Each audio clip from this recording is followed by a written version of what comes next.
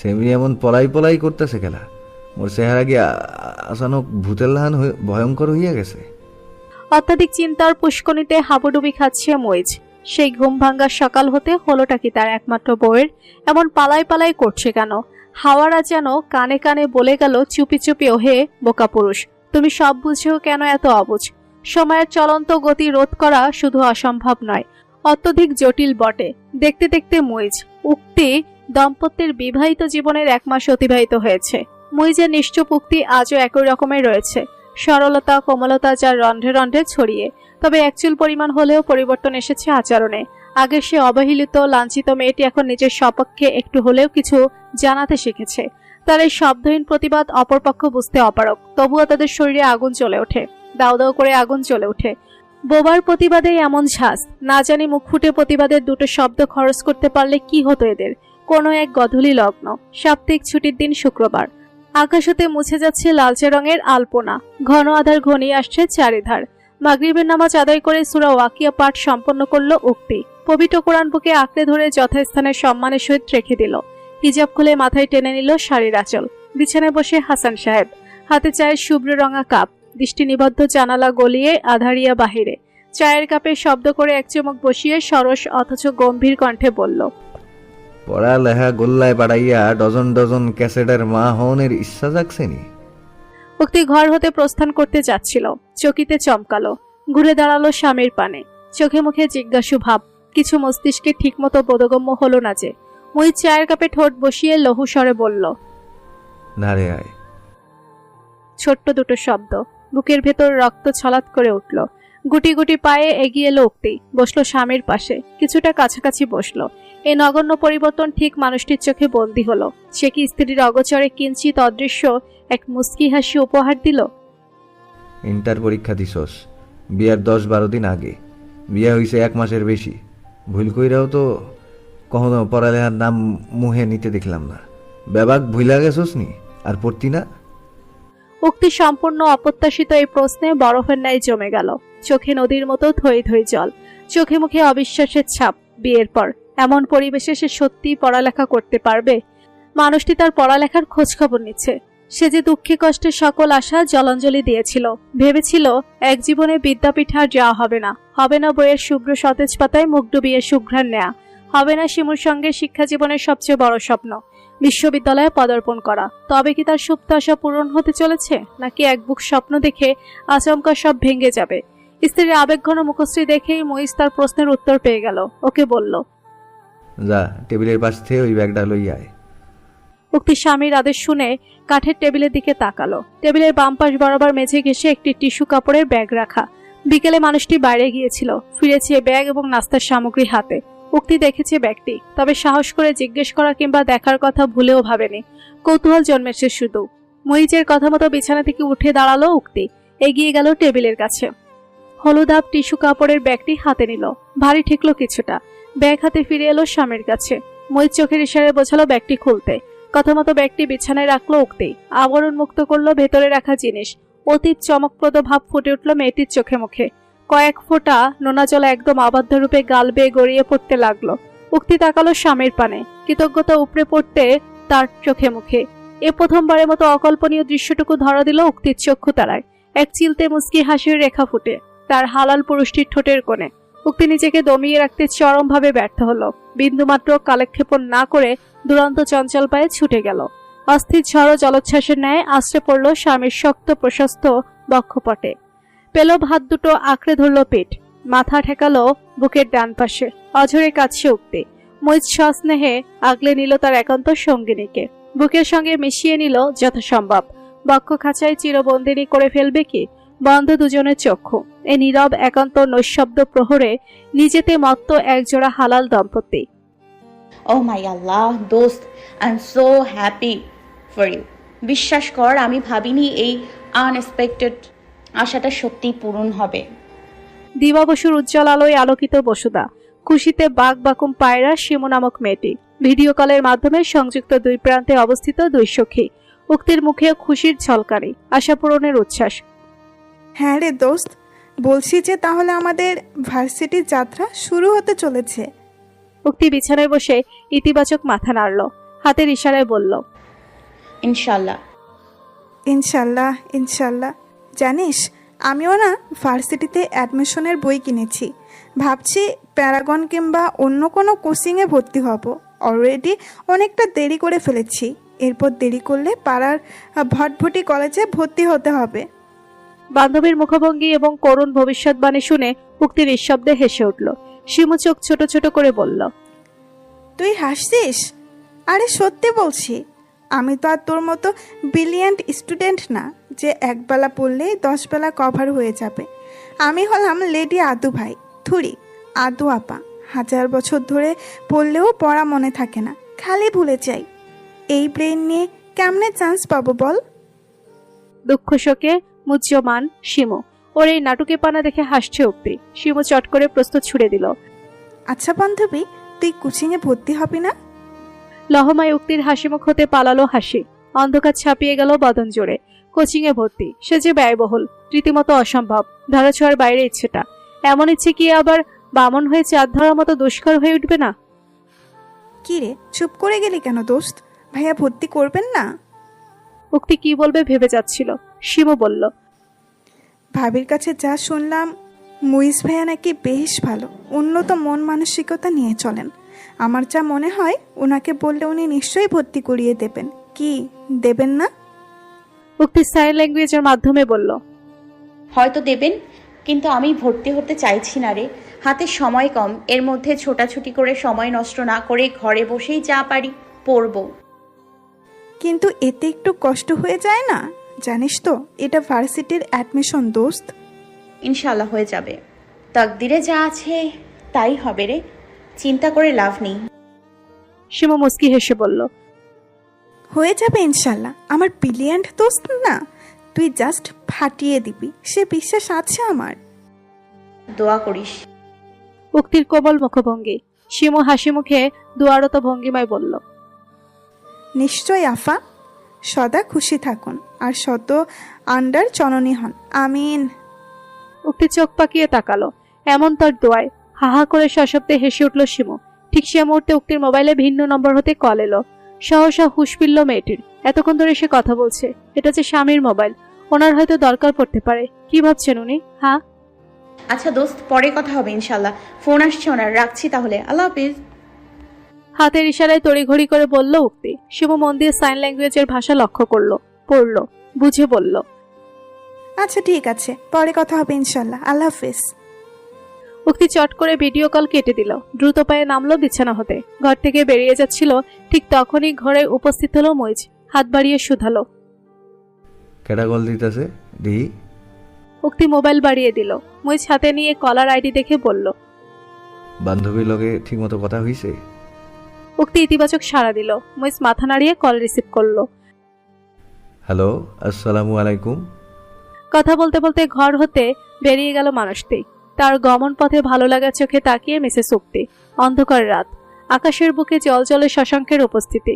গভীর নিদ্রায় শায়িত মইজ। রাতের শেষ প্রহর তখন। শয্যা সঙ্গিনী পাশে অনুপস্থিত। ঘুমে মগ্ন মানুষটি জানেও না এক রাতে তার অগোচরে কি হচ্ছে, কোথায় কোন অবস্থায় কি করে বেড়াচ্ছে তার স্ত্রী। সে কি অকল্পনীয়, অভাবনীয় কিছু করে চলেছে? সেই সত্যি কি জনাব হাসানের জানা উচিত নয়? এই ভিন্ন রূপটি, অবাক দৃশ্যটি আর কত রইবে অজানা। শুভ্ররঙা হিজাবে আবৃত সতর। গভীর রাতে রবের দরবারে হাজির সে রমণী। জায়নামাজে নিয়েছে ঠাঁই। সিজদায় লুটিয়ে মহান আল্লাহর এক অদ্বিতীয় সত্তার আনুগত্য স্বীকার করে পড়ছে তাহাজ্জুদের নামাজ। রাতের শেষ প্রহরে মানুষ যখন গভীর ঘুমে মগ্ন থাকে, তখন তাহাজ্জুদ আদায়কারীরা মহান রাব্বুল আলামিন আল্লাহ তাআলার ভালোবাসায় নিদ্রা ত্যাগ করে জেগে ওঠে। উত্তম রূপে অজু করে পবিত্র দেহে হাজিরা দেয় শ্রেষ্ঠ মালিকের নৈকট্যে।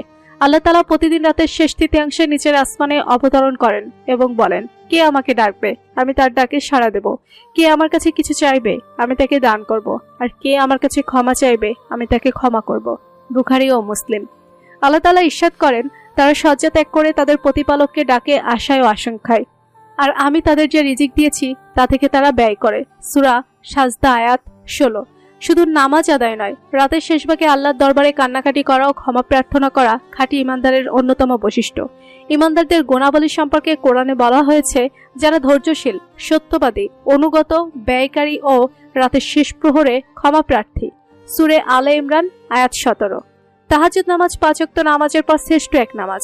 মহানবী হযরত মুহাম্মদ সাল্লাল্লাহু আলাইহি ওয়াসাল্লাম বলেছেন, রমজানের পর সর্বশ্রেষ্ঠ রোজা হলো আল্লাহর মাস মুহররমের রোজা, আর ফরজ নামাজের পর সর্বশ্রেষ্ঠ নামাজ হলো রাতের তাহাজ্জুদের নামাজ। মুসলিম হাদিস নম্বর 1163। তিনি আরো বলেন, আল্লাহ তাআলা প্রতিদিন রাতের শেষ তৃতীয়াংশে নিজের আসমানে অবতরণ করেন এবং বলেন, কে আমাকে ডাকবে, আমি তার ডাকে সাড়া দেব। কে আমার কাছে কিছু চাইবে, আমি তাকে দান করব। আর কে আমার কাছে ক্ষমা চাইবে, আমি তাকে ক্ষমা করব। বুখারী ও মুসলিম। প্রিয় নবী রাসূলুল্লাহ সাল্লাল্লাহু আলাইহি ওয়াসাল্লামের পর সাহাবায়ে কেরাম, তাবেঈ সহ সব যুগের ওলি ও বিদ্বানরা তাহাজ্জুদ নামাজে রাত কাটিয়ে দিয়েছেন। হযরত মুহাম্মদ সাল্লাল্লাহু আলাইহি ওয়াসাল্লামের প্রতি ইসলামের প্রাথমিক যুগে 5 ওয়াক্ত নামাজ ফরজ হওয়ার আগে তাহাজ্জুদ নামাজ আদায়ের নির্দেশ দেন। প্রিয় নবী সাল্লাল্লাহু আলাইহি ওয়াসাল্লাম প্রতি কিছু সময় নামাজ পড়ার নির্দেশ ছিল না, বরং রাতের কিছু অংশ ছাড়া সারা রাত জেগে তাহাজ্জুদ আদায়ের নির্দেশ ছিল। তাহাজ্জুদের নামাজে মগ্ন উক্তি বিবাহিত পরবর্তী এই 1 মাস প্রায়শ তার রাতের শেষ তৃতীয়াংশ কেটেছে তাহাজ্জুদের নামাজ আদায় করে। স্বামী মানুষটি এ সময় গভীর ঘুমে থাকে আচ্ছন্ন। সে কি আদতেই ঘুমে মগ্ন? স্ত্রীর এই চক্ষু জোড়ানো রূপের সাক্ষী হয়নি, নাকি সাক্ষী হয়েও অদেখা করে রয়েছে? মনে মনে অদ্ভুত প্রশান্তির পরশ বয়ে যাচ্ছে কি? রৌদ্রতপ্ত সে দুপুর, উন্মুক্ত ঘরের সকল জানালা, আয়াসী ভঙ্গিতে আলো প্রবেশ করছে ঘরে, আলোকিত করছে গৃহ অভ্যন্তর। মাথায় শাড়ির আঁচল টেনে ঘর ঝাড়ু দিচ্ছে উক্তি। শান্ত নীরব সে পরিবেশে আকস্মিক ঘরের মূল দরজায় কড়া নাড়ার প্রবল শব্দ। একের পর এক কড়াঘাত হচ্ছে দরজায়। উক্তি সচকিত হয়ে উঠল। নিজ ঘর হতে অসন্তোষের রোশানল সহকারে বেরিয়ে এলো জান্নাত। মরণ, কেডা মরছে? এমনি দরজা বাড়াইতেছে কে? দুমদাম পা ফেলে এগিয়ে গেল জান্নাত, উন্মুক্ত করলো দরজা। সহসা হতবাক ছাপ উপস্থিত হলো তার চোখে মুখে। বড় হয়ে গেল 2 চোখ। উক্তি ঈষৎ ভীতু নজরে তাকিয়ে, এ লোকগুলো এরা কেন এসেছে? সেবার এরা আসার পর যা হয়েছিল আজও ভোলের উক্তি স্পষ্ট রূপে পায়ে টু পায়ে স্মরণে। আমনেরা? দুর্বল ভীত কণ্ঠ জান্নাতের। আমরা তোমার হারামজা জামাই কই? শুধু উঠল এক মাঝবয়সী আগন্তুক। পরনে তার লুঙ্গি, কালচে শার্ট, চোখের সাদা অংশে হলদে ভাব, চুলগুলো কেমন এলোমেলো, দেখতেই কেমন ভয় হয়, গা গুলি ওঠে। উক্তি ঝাড়ু হাতে সরে গেল, দাঁড়ালো কিছুটা দেয়ালের আড়ালে। স্বামী সম্পর্কে এমন নিম্ন সম্বোধন শুনে চেতে উঠল জান্নাত। উঁচু কণ্ঠে বলল, হ্যাঁ কই, মুই কেমনে জানমু? দিন রাত তো আপনি গুলোকেই থাই খাই ঘুমাই। শেষের শব্দটা নিচু স্বরে বলল, মাইয়া ফাও কথা কইবা না, হাসা করে ক মারুইফা কই? মুই জানি না। জবাবে বলল জান্নাত। ঠিক সে মুহূর্তে কেডা আইছে? বড় বউ? প্রশ্নবোধক দৃষ্টি নিয়ে সেতে উপস্থিত হলেন মোমেনা বেগম। ওনাকে দেখে এক অল্পবয়সী আগন্তুক বলে উঠল, এই যে কাকি, এদিকাও। তোমার পোলা এসব কি শুরু করছে? হ্যাঁ, আমাকেও কি মানুষ বললে মনে হয় না? তোমার মতো ভালো মানুষের পোলা এমন অজাতের ঘরে কুজাত হইল কেমনে? উক্তি সরল চোখে তাকিয়ে লোকটি কি শাশুড়ি মায়ের প্রশংসা করলো, নাকি মুখের উপর ঘুরিয়ে পেঁচিয়ে ঝামা ঘষে দিল? মোমেনা বেগম ভুরু কুচকে বললেন, তুই মোর ভালা কইলি না মন্দ, আগে হেইয়া ক, হেরপর কইতাছি বাকি। ছেলেটা ইয়া লম্বা হাসি দিয়ে বলল, কি যে কও না কাকি, তোমার মন্দ কও কোন মুখে? আমার কি অত বড় স্পর্ধা আছে?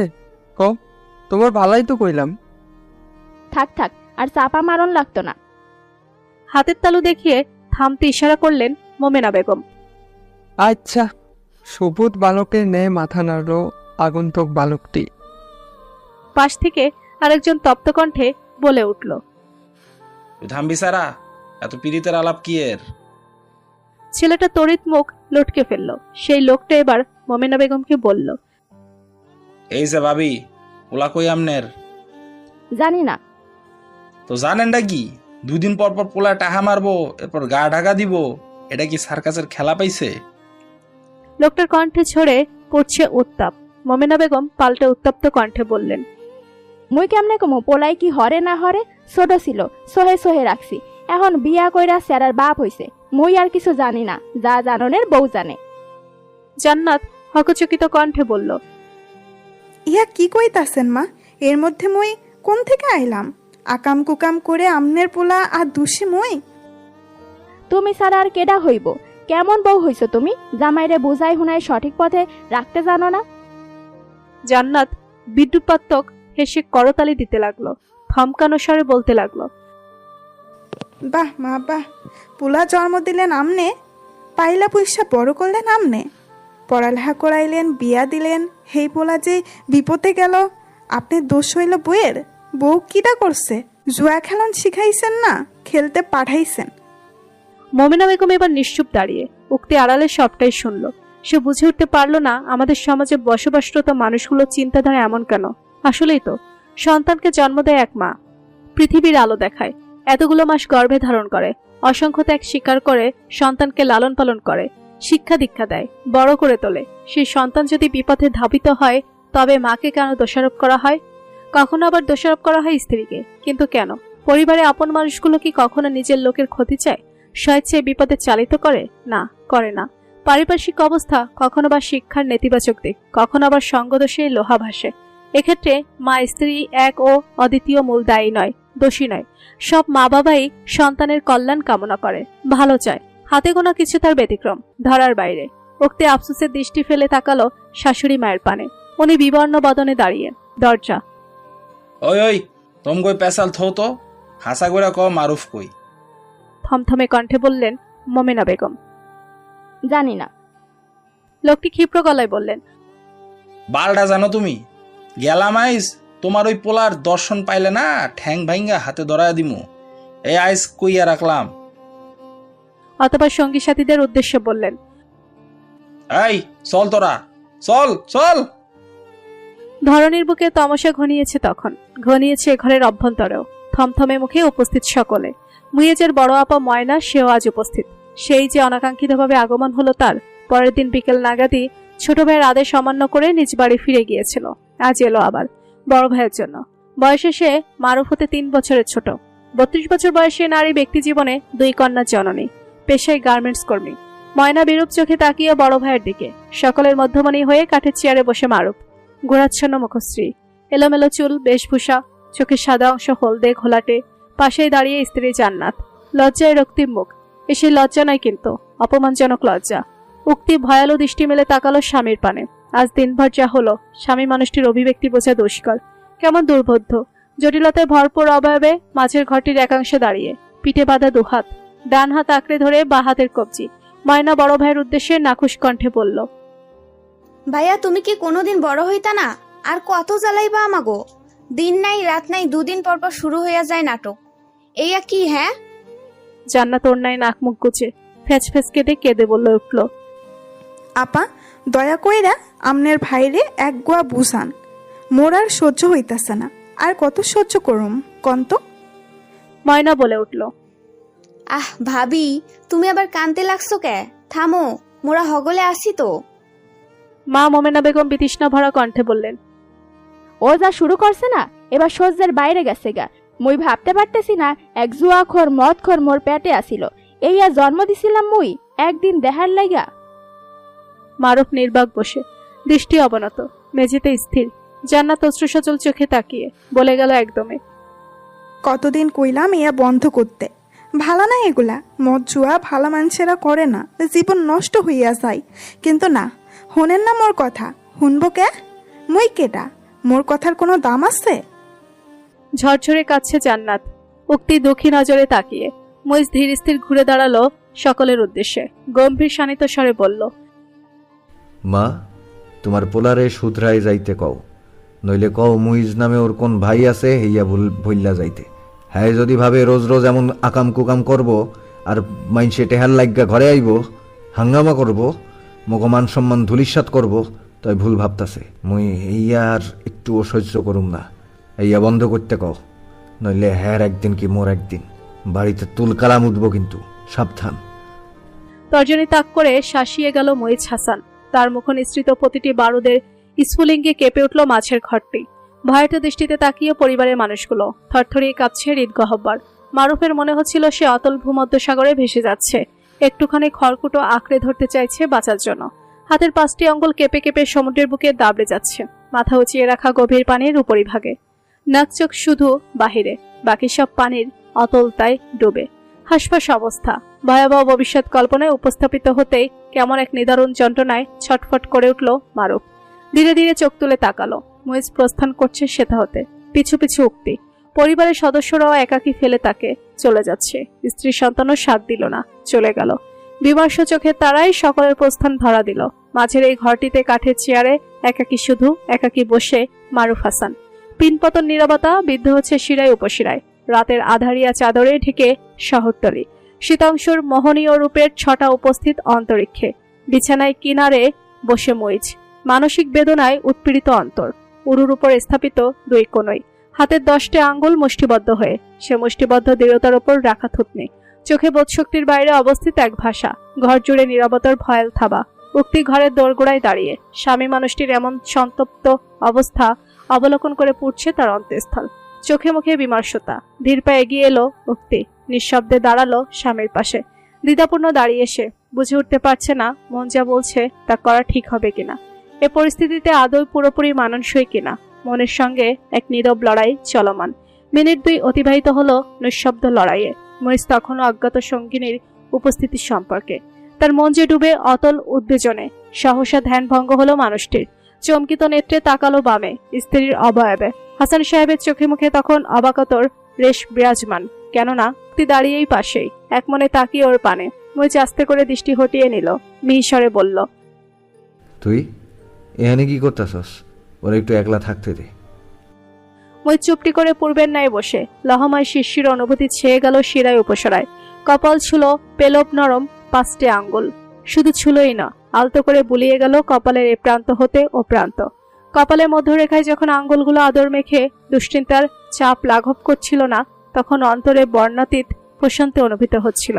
আরামের শান্তিতে বুঝে আসছিল চক্ষুজোড়া। মুখ বলতে চাইছিল থাক, এসবের দরকার নেই। তবে অন্তর আবতার করে বলছিল এ যত্নের বেশ বহাল থাকুক আমৃত্যু অনন্তকাল। অন্তরের নীরব আবদার বুঝি মুখ উক্তির শ্রবণ পথে পৌঁছালো। তাই তো উক্তি এলো, আরো নিকটে এলো, বসলো ঠিক পাশেই, দেহ ঘেঁষে। ওই যে অবুঝ নেত্রে তাকিয়ে। বোধগম্য হচ্ছে না ঠিক কি করতে চাইছে তার নৈশব্দ উক্তি। আস্তে ধীরে উক্তি স্বামীর মাথাটি 2 হাতের তোলায় নিল। যতন করে আদর মেখে স্বামীর মাথা শুয়ে দিল নিজের কোলে। নরম কোমল কোলে ঠাঁই পেয়ে মরিচের সমস্ত মনোযন্ত্রণা যেন পলায়ন করলো। সীমাহীন শান্তি, ভালো লাগা, সুখ আবিষ্ট করে ফেলছিল তাকে। বুঝে গিয়েছে 2 চোখ। উক্তি বাহাতে একান্ত পুরুষের মাথার চুল টেনে টেনে দিতে লাগলো। ডান হাত কপালে ব্যস্ত, আঙ্গুল চালনার মাধ্যমে স্বস্তি প্রদান করতে। আরামে পুরুষটির মন পুলকিত, আনন্দিত। সুখময় অনুভূতির ছোঁয়া বিরাজমান পুরো ঘরময়। মরিচ আস্তে করে ঘুরে শুলো। মুখ গুজে দিল স্ত্রী পেটে। মোলায়েম সে কমলাঙ্গে খুঁজে পেল অপরিমেয় সুখের অস্তিত্ব। উক্তি মগ্ন স্বামী সেবায়, তার সর্বোচ্চ সুখ, আরাম, স্বস্তি নিশ্চিত করতে। ঘরময় ছড়িয়ে চন্দ্রের মৃদু আলোর রোশনাই। জানালায় দাঁড়িয়ে সে পুরুষটি। দহন করা বেদনা লুকিয়ে অন্তপুরে। নির্বাক নিশ্চুপ সে। অনর্থক তাকিয়ে বাইরে। কিছু কি খুঁজে বেড়াচ্ছে? কি খুঁজছে? শৈশব, কৈশোরের সেই স্বর্ণালী মুহূর্ত, নাকি সেই গৌরবান্বিত নিজেকে? আস্ত সে ভঙ্গুর, পাপের দুনিয়ায় ঝুলন্ত এক পাপী আত্মা। সংসারে বোঝা, স্ত্রী সন্তানের গর্ব নাই, বরং আফসোসের সীমানা। এই এক জীবনে কি করলো সে? শুধুই অপচয়, অন্যের অন্তরে কষ্টের আঘাত, টাকা মেরে দিয়া। আর কি করেছে সে? এই মারুফের গোটা জীবনটাই তো বৃথা, অর্থহীন। আফসোস লাগে যখন পুরনো ভুলগুলো মনে পড়ে সে গান, ব্যথা হয় গায়ে জোরে। আফসোস লাগে যখন সে অতীতগুলো খামছে ধরে প্রিয় স্মৃতি নিথর ধরে। মারুফ নিথর চাহনিতে তাকিয়ে, দেহে অবশিষ্ট শুধু প্রাণ বায়ুটাই। আকামকরণের সময় হুঁশ থাকে না, অহন রায়ের দুপুরে ঢং মারাইতাছ। বিছানায় শুয়ে জান্নাত, নির্ঘুম চোখ। স্বামীর উদ্দেশ্যে কটূক্তিমূলক কথাটি বলে উঠল। মারুফ নীরব। পাশে শায়িত পুত্র জীবনের মাথায় আলতো করে হাত বুলিয়ে জান্নাত বলে গেল এক মনে, বাপ হইছ, তই বাপ হওনের কোনো যোগ্যতা তোমার নাই। সন্তানরে 2টা ভালো মন্দ খাওয়াইবা পড়াইবা হেই মুরত নাই। ব্যাবাক তো জুয়া খেয়েলা বিকাই দিছ। চাকরি বাকরি নাই, ভিকারি লাহান ছোট ভাইয়ের ধারে হাত পাতো। হ্যাঁ, তাহাই মুগো সংসার চলে। ধিক্কার জানিয়ে জান্নাত বলতে লাগলো, সি, লজ্জা করে না তোমার? বড় ভাই হইয়া ছোট ভাইয়ের তাহাই চলো। কেমন পড়িস তুমি? তোমার তো হাতে চুরি পিন্ধা ঘরে বইয়া থাকা উচিত। ক্ষণিকের নীরবতা। ঘরময় ছড়িয়ে পড়ল সে আফসোসের নারী কণ্ঠ। তোমারে বিয়া কইরা মোর জীবনের সবচেয়ে বড় ভুলটা করছি। অহন ব্যাপাক শেষ, কিচ্ছু আর বাকি নাই, শেষ সব। মারুফ জানালায় দাঁড়িয়ে একদার কর্মঠ হাতটা শক্ত করে গেড়ে বসলো গ্রিলে। ভেতরকার যন্ত্রণা চিত্রপট লুকায়িত, সুপ্ত কারো নজরের বাইরে। শুক্রবার আজ পবিত্র একদিন। ঘড়ির কাটার সময় তখন 12টা বেজে 20 মিনিট। জুমার আজান ইতিমধ্যে মুয়াজ্জিনের সুমধুর কণ্ঠে ঘোষিত হয়েছে।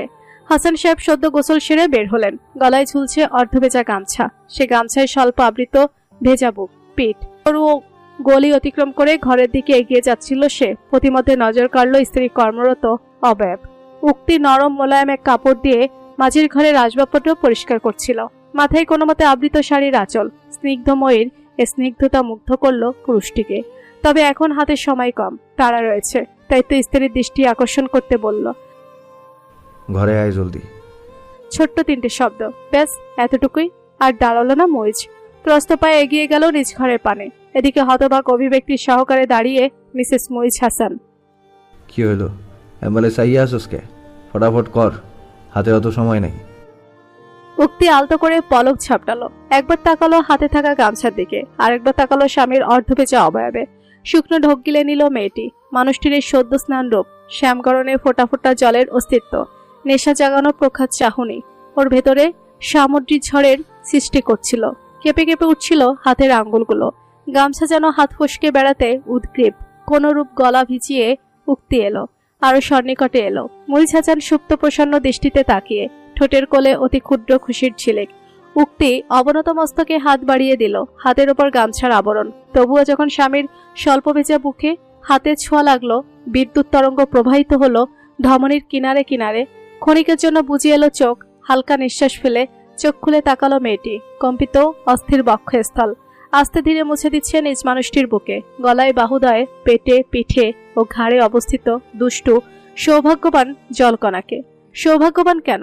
কি অবলীলায় তার মানুষটির দেহে লেপ্টে ওরা, সে যে তা করতে অপারগ। একাকী সল্লজ্জ হেসে উঠল উক্তি। সহসা সে হাসি মুখ বিস্ফোরক অভিব্যক্তিতে রূপান্তরিত হলো। কেননা শাড়ির অতলে কোমরে দৃশ্যমান ত্বকে কিলবিল করে ঘুরে বেড়াচ্ছে একটি হাত। পুরুষালী মৃদুমন্দ ভেজা ঠান্ডা সে হাত।